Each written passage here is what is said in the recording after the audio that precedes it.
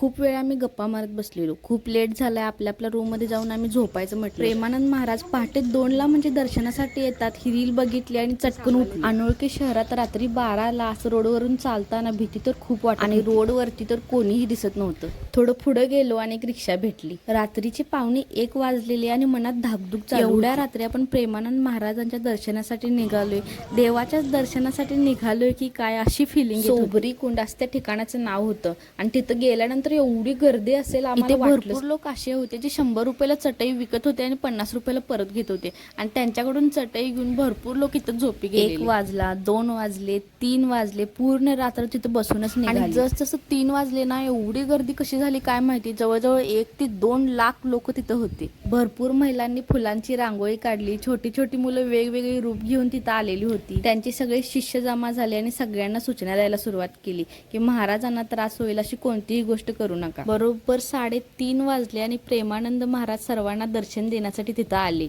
आणि खरं सांगायचं तर प्रेमानंद महाराजांचं जेव्हा दर्शन झालं ना, असं वाटलं की ह्या दर्शनासाठी 1 रात्र काय 2-3 रात्री जरी जागून काढल्या असत्या ना तरी त्याचं सार्थक झालं असतं. आणि असं म्हणतात की लोकांच्या जेव्हा दोन्ही किडनॅप फेल होतात तेव्हा त्यांचा पूर्ण चेहरा काळा पडलेला असतो आणि महाराजांच्या तोंडावर एवढं तेज होतं. आणि जेव्हा महाराज तिथून निघून गेले ना, त्यांच्या चरणांचं दर्शन घेण्यासाठी सगळे लोक पळत होते आणि तिथून बाहेर पडण्यासाठी लोकांनी एवढी गर्दी केली ना की तिथे सगळे सांगत होते की ह्या गर्दीमध्ये भरपूर चोऱ्या होतात आणि सगळेजण सावधान राहा.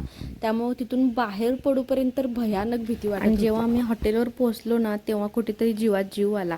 आम्ही हॉटेलवर पोहोचलो तेव्हा पहाटेचे 5 वाजलेले आणि 1 तासच झोपून सकाळी 6ला म्हणजे आम्हाला बाहेर पडायचं. तर चला आजसाठी एवढंच. भेटूया पुढच्या व्हिडिओमध्ये. तोपर्यंत धन्यवाद.